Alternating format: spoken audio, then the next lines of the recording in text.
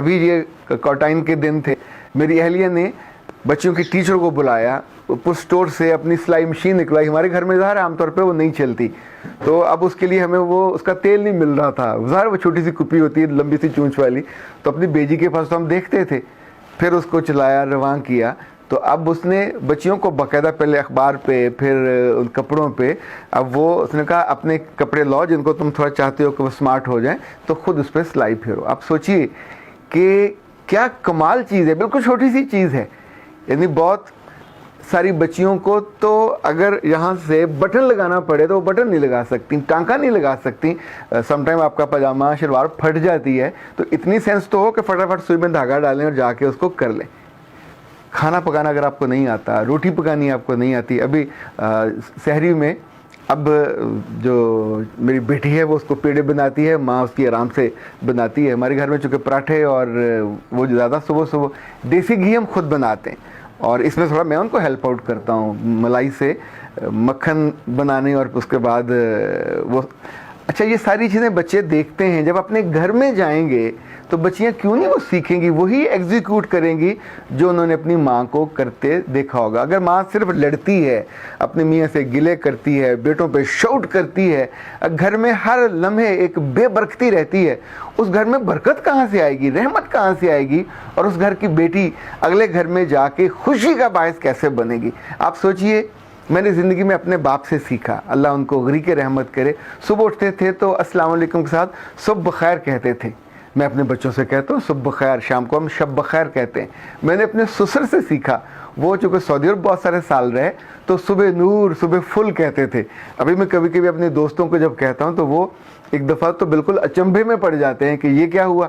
تو ظاہر اب اس کا جواب بھی ہے صبح نور کا, صبح فل کا اس کا جواب بھی ہے صبح نور ہے.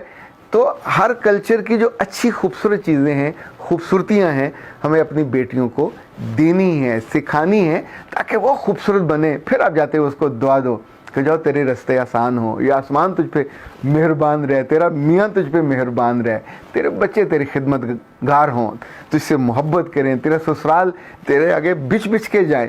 اچھا, آپ کے من میں وہ دعا بنتی نہیں ہے اور لفظوں کی شیپ ہی نہیں ڈھلتی, منہ سے کیسے نکلے گا؟ اور منہ سے لفظ نہیں نکلتے تو رب کے پاس پہنچیں گے کیسے, وہاں قبولیت کیسے پائیں گے؟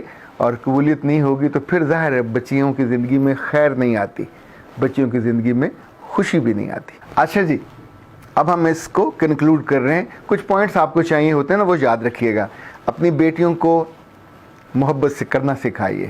یہ محبت صرف میاں سے نہیں ہے, یہ اس کے آس پاس والے رشتوں سے.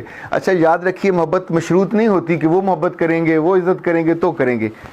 چھوٹے اور بڑے کی عزت کرنا سکھائیے, چاہے وہ نند ہو چاہے وہ ساس ہو. اس کو مسکرانا سکھائیے, اس کو وہاں گھر کے کام کاج سکھائیے.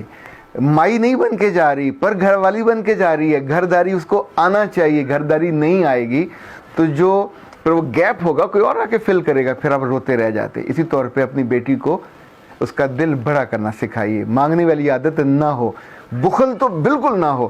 جو ماں باپ نے دیے ہوتے ہیں, اسلامی کے پیسے ہوتے ہیں, کہیں نہ کہیں پاس پیسے ہوتے ہیں, شروع میں میاں نہیں دیتا, پھر محبت ہو جاتی ہے تو آپ کو پاکٹ منی مل جاتی ہے, تو ان پیسوں پہ خرچ کرنا بھی سکھائیے. اسی طور پہ اس کو سکھائیے کہ اپنے میاں سے شروع دنوں میں جب سیر پہ جائیں, ہنی مون پہ جائیں, تو واپسی پہ اس گھر میں جو بھی دوسرے ہیں ان کے لیے تحفے, خرچہ میاں کا کراؤ بابا, نام آپ کا لگے گا کہ یہ لے کے آئی ہے. چھوٹے چھوٹے تحفے ہوتے ہیں خواتین کے, اور اس کو عادت ڈالیے دینے کی. دینے والی لڑکی ہمیشہ دلوں میں رہتی ہے. اچھا, جس لڑکی کو گھر کی صفائی ستھرائی نہیں آتی, جس کو کچن صاف کرنا نہیں آتا, جس کو نئے نئے کھانے بنانے نہیں آتے, یہ کبھی بھی دلوں میں جگہ نہیں بنا پاتی. اور جس کی زبان دراز ہے, توبہ استغفر اللہ, پھر جو جھگڑالو ہے, جو ہٹ دھرم ہے, جو ضدی ہے, کچھ چیزوں کو تو آپ کو سبمسو ہو کے, ہمبل ہو کے وہاں ڈھلنا ہے, سیکھنا ہے. پھر ساری عمر آپ کی پڑی ہے, میاں بھی آپ کی قدر کرتا ہے, ساس سسر جتنے بھی سخت ہوں بالآخر اینڈ آف دا ڈے آپ کے مرید ہو جاتے ہیں. اور اگر آپ خود باز نہیں آتے, خود بہتر نہیں ہوتے, تو پھر جو اولاد آپ سے آتی ہے وہ بھی آپ کی عزت نہیں کرتی. پھر آپ اکیلے بیٹھ کے روتے ہو, دوسروں کے سامنے بھی روتے ہو.